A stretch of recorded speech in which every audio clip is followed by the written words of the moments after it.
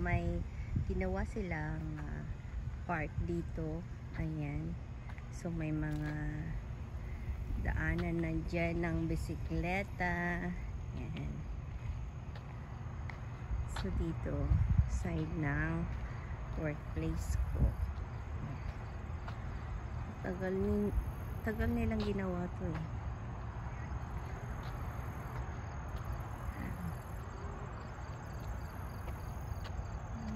Parang may drainage dyan.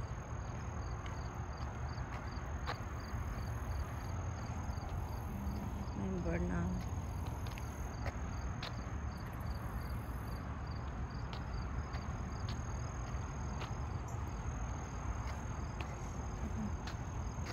Dito.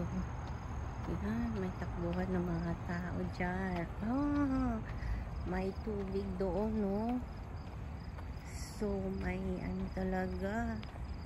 Walang ginagawa nila. Daanan ng tubig. Ano nyo, guys?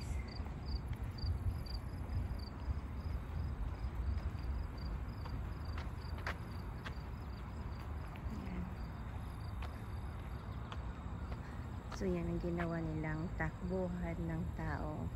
Ang mga tao dito mahilig nagro-running. So yun, daanan ng tubig. Ang tagal kaya nilang ginawa yan.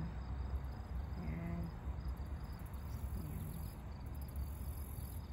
Ganda na, may ano na dito, may park na. Yan. Mga tanim nila, bagong tanim yan. May mga nagro-running and may mga nagbabike. Oh, may tanim din pala doon. Parang fish pan, oh.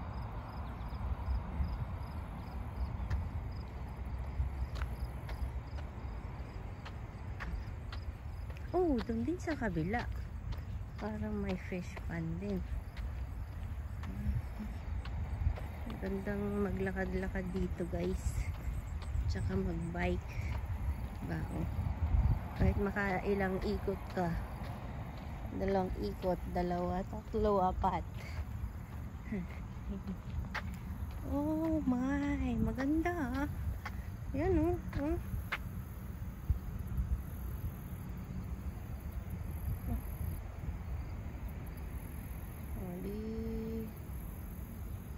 Ano doon, no? Oh, may nakita akong duck na maliit doon. Oh, madami, oh. Madami na palang duck dyan. Ayun. May gumagalaw doon. 5 akong nakita, may 5. So, maganda kasi parang may fish pan. Ayan, may taong nagbabike doon sa kabila. Ayan. So, ayan. Diba?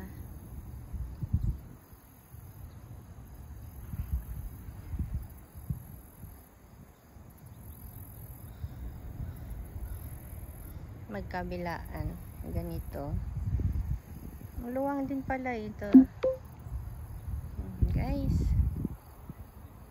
So, balik na tayo doon. Yan naman yung building ng work ko. Yan. So, ito naman yung daanan ng bike. Yan, may tao sa likod ko na tumatakbo-takbo. So, may mga ano sila. May mga puno. Yan, bagong tanim, guys. Yan. Mga bagong tanim.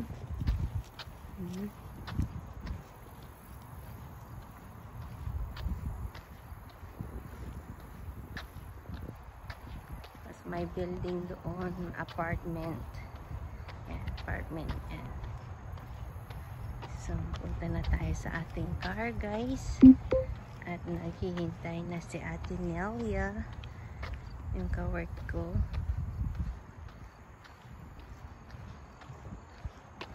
Kanina may nakita akong crow. So, yung anong tawag nun? Uwak, alam sa Tagalog. Yung crow. So, may ano dyan, no? May puno ng ang tawag dito, grapes na maliliit.